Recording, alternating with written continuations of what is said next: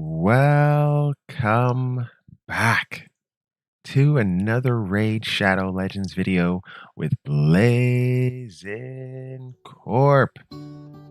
As you can see, we are in the Spider's Den and we are taking on stage 25. We are going to be we've kind of already showcased Sigmund, but I'm just going to show you the team I'm running in stage 25 to just do a consistent run here and get our tournament rewards, which are really, really important here since we are doing the Vlad the Nightborn Fragment fusion, which is ridiculously easy fusion here.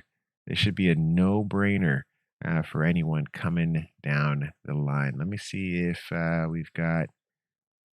Nope, they don't have the event lined out, which is kind of strange that they don't have the news on that lined out there whatsoever. That's really, really weird.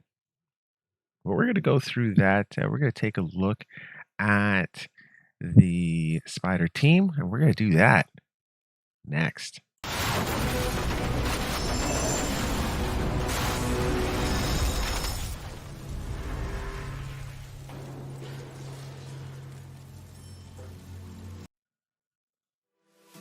All right, so we are paying, 40 energy per run. We're doing super raids. This is a 100% comp team. It really got shored up by, instead of bringing in Cold Heart, we're bringing in Sigmund the High Shield, which is our past fusion.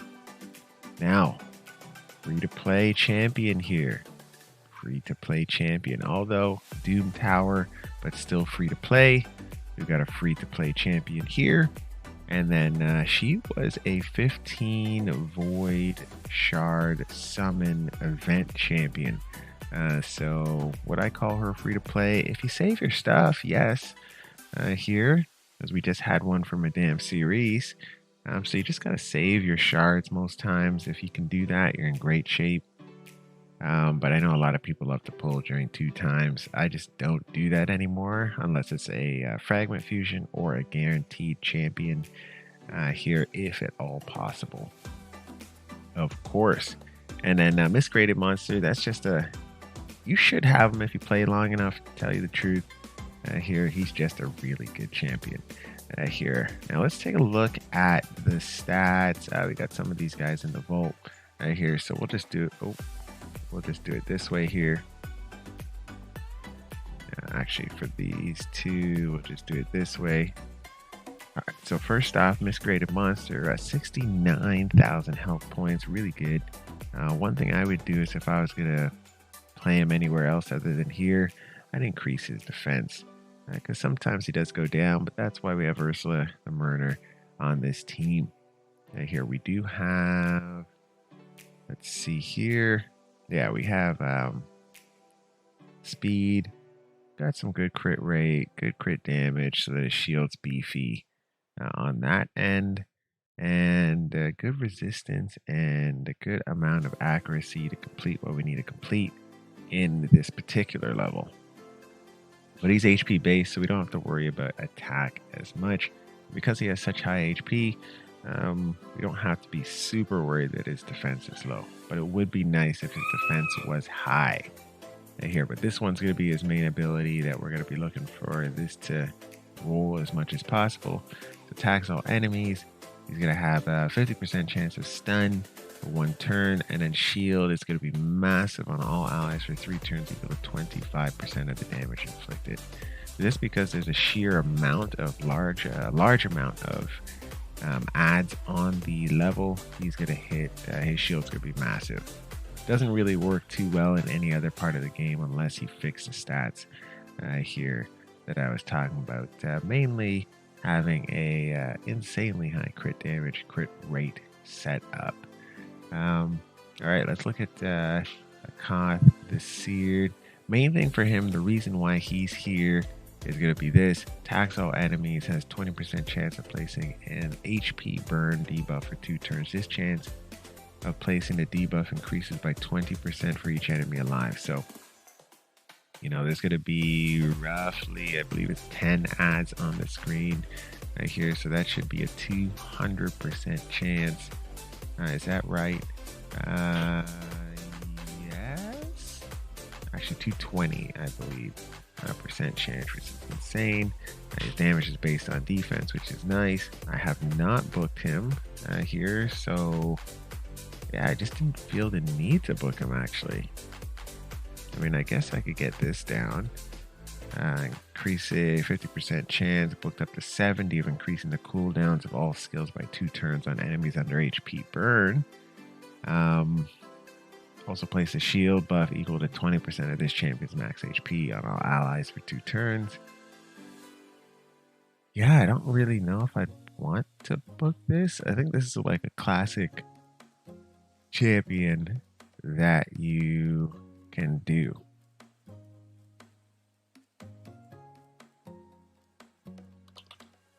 Oh, thanks, Alex. Yeah, I enjoy doing these videos too. Thanks for the comment here. But yeah, this the Caught the C.RATE is fantastic. Otherwise, on that end, you kind of can't go wrong.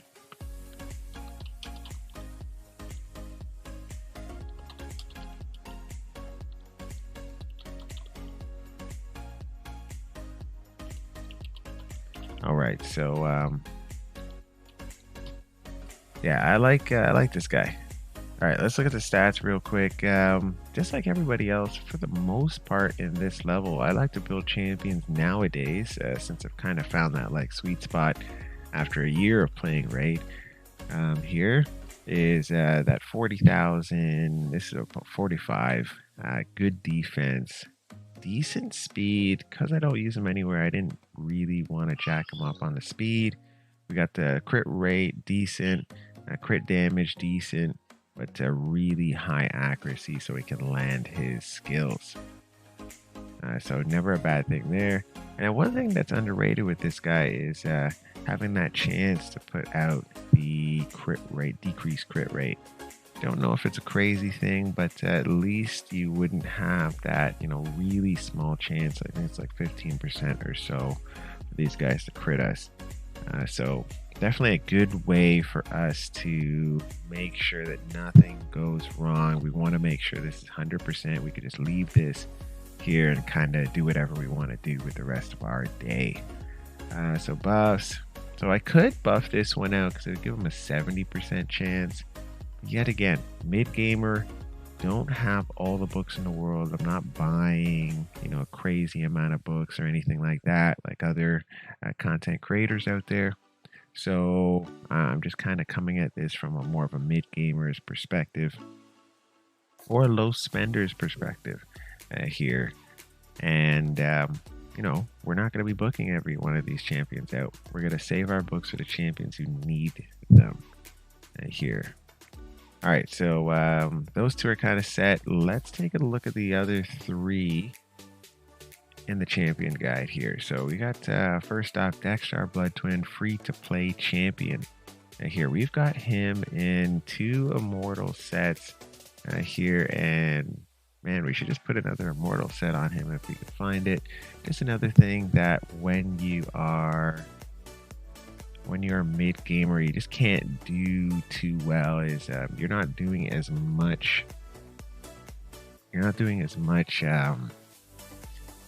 I guess, what do they call it? Farming here. So, you know, one thing I do is I get a lot of perception gear, farm the, you know, make sure I'm farming. You can take a look at his stats while I'm doing a monologue here. But basically, yeah, I get a lot of perception gear. That helps quite a bit. Obviously, I will farm, you know, the dragon, spider, ice golem, and the what's the last one? Fire Knight here during these events. So that's really when I'm farming, when it makes the most sense to. Otherwise, it's going to be just getting materials either from the Doom Tower or from the oh my goodness. Oh wow, I'm always talking about this faction wars. Oh yeah, there you go. Jeez, wow, that's Yeah, that was crazy. Yeah, so either from those two levels just to make sense on that end, and then pulling as much gear as I can for perception. Now this guy here has, this is one of those cases where I saved up legendary books because I knew this champion would be running in a lot of content for me, and he is fantastic in a lot of content because of this A1 here and the A3. I found him really good if you've been following me here in my live streams. In the Doom Tower, I've gotten higher than I've ever gotten before here. Finally, I'm at finished at 98. Couldn't go any further. Here, it just didn't have the right sort of team composition to finish that particular level, or I just didn't have the gear. It's probably the gear, most likely. But I could use a Krisk, I'll tell you the truth, and that would save us a lot of time here for sure. One thing I could do is I could put this chance up to 100% on bosses and 75% on everybody else. Do I need to do that? Yes, probably down the line, absolutely, because this skill comes in really nice. Am I going to do that right immediately? Probably not here, but yeah, he's got pretty good stats. You can see some perception. If I could get here gear on this side for accuracy or perception gear here for those two, or somewhere in that realm, then I will. And we'll see him with a 6-star and a 6-star perception gear, so we can have even more accuracy. So right now we're running at 320. But yeah, really good. He's got a good build. I can't say he has a bad build. He's got a good build. I really like him. He hits hard. He is a clan boss speed right now here, and we're kind of rolling. All right, but yeah, for Doom Tower, I could use these guys faster. Eventually, I'm going to try to get them into like a 2-for-1 comp on Clan Boss here, so that way they can be faster for the Doom Tower here. Actually, I don't use them in Clan Boss anymore. Yeah, I might not use him in Clan Boss anymore, so I might actually want to get him into the 230 range in terms of his speed. The faster he is, the better here for sure, because he's got such low cooldowns on his ability. 3-turn here, and then no cooldown obviously on the A1. And then this is really what is the most important part. Whenever the champion's attack has a 20% chance of decreasing the duration of all buffs on the attacker by 1 turn, there's a 40% chance when attacked by bosses. That goes off a lot, like an incredible amount. And there, I saw it going off all the time in the Doom Tower, which is kind of nice. Ooh, last one here. We got Ursula. Where is she? There she is, right at the top. And here, so yeah, you can kind of see what gear we have on her. Room for improvement, of course. If we get some 6-stars over here, 6-star here, and legendary or epic here. Here we should be able to get her stats up just a little bit more, but she's built pretty well. You can see incredible amount of health points, so she can take some damage and some hits if needed. We got decent defense here. Pretty good speed for where we'd want her to be, and then good resistance and really good accuracy, considering that we haven't had our Great Haul fully maxed out. It's going to be over 400 when it's fully maxed out. And she should be over, yeah, she'll be over 300. Because what do we got? That's going to be 6. Yeah, she should be over 310 resistance when it's all said and done. Yeah, it's too bad I couldn't get her crit rate, crit damage up, but I do like the way that she's built. I don't think it's going to be too much of an issue if we just keep her as purely a support champion here. She is a reviver, so yeah, she's not really a healer. She's not really anything, actually. She's kind of just there. All right, cool. All right, so we got our team put together. This is how it's going to be composed. Let's give it a shot.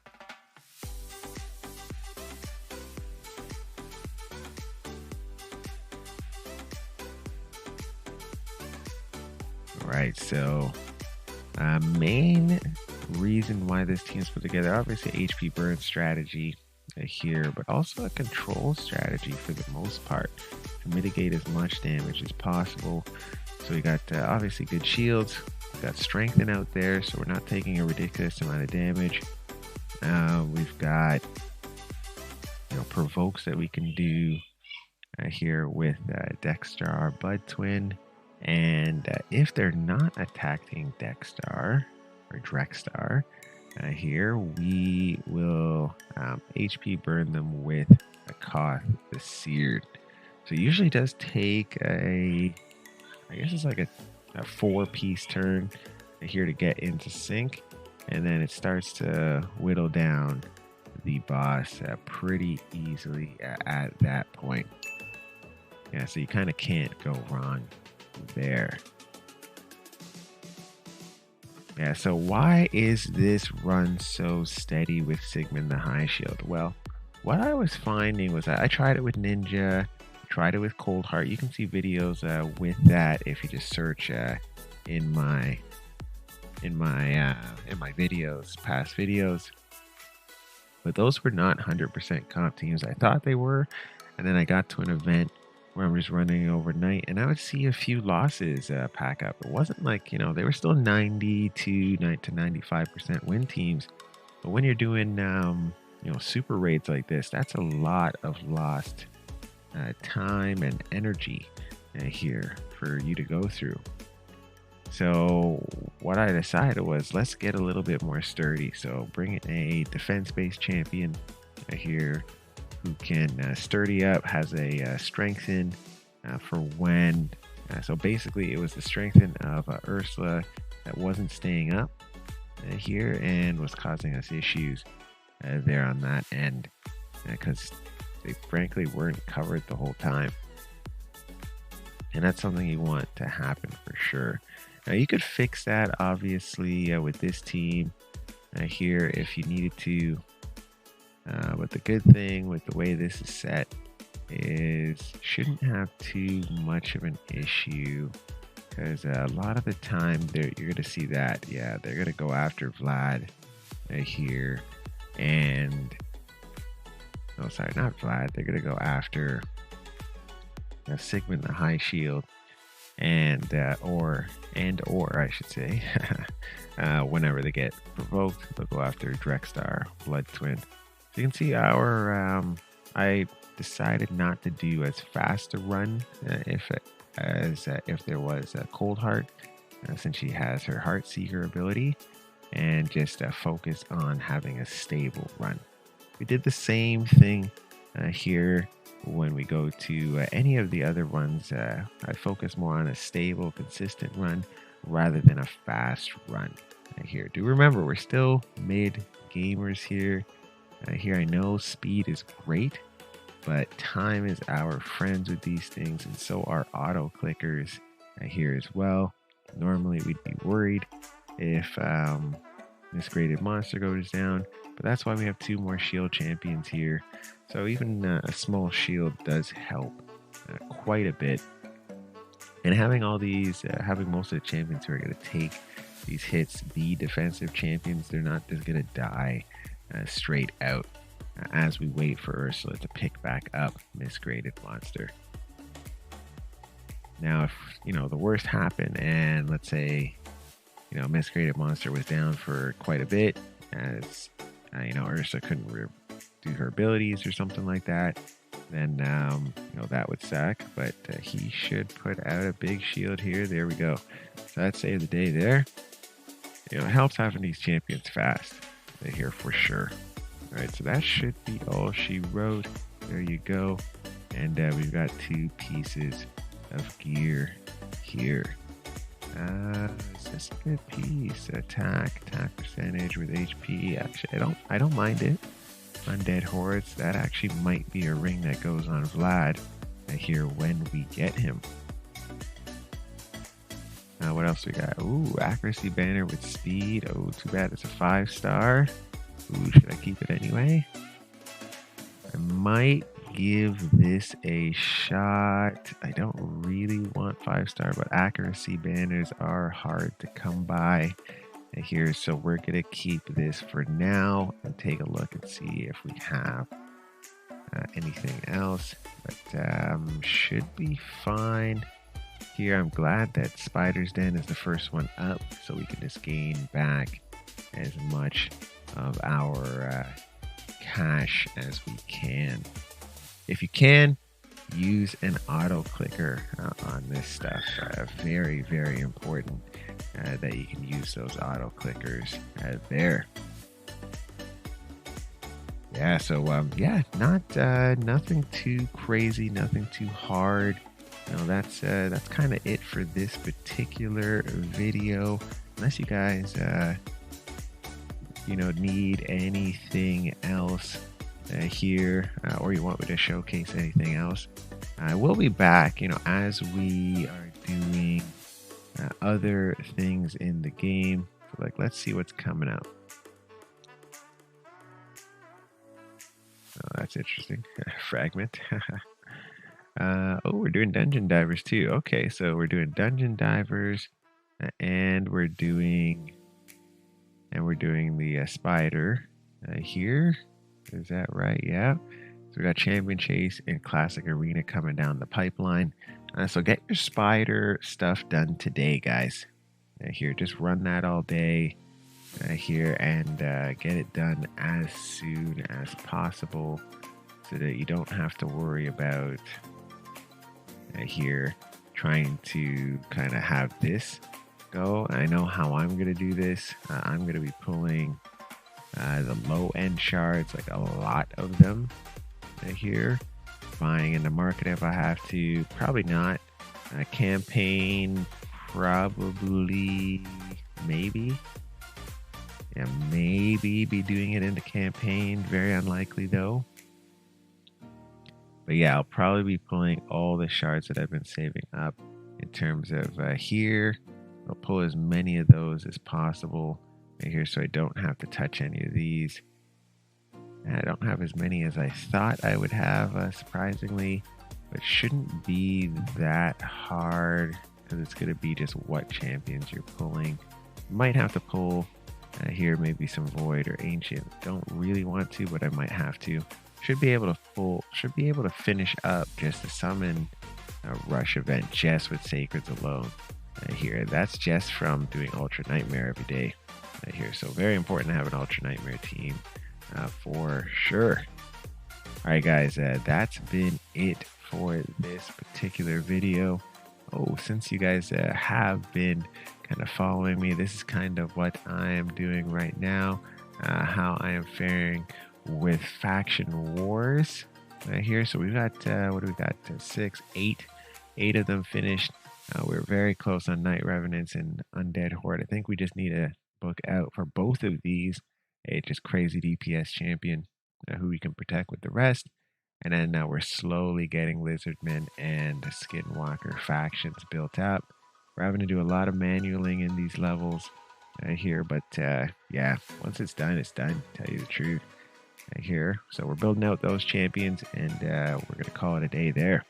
Hey, thanks so much for watching this video. I really appreciate it. Hey, if we can get me to 1,000 subscribers, that would be fantastic here. Like and comment on the video, and we'll see you guys here again next time.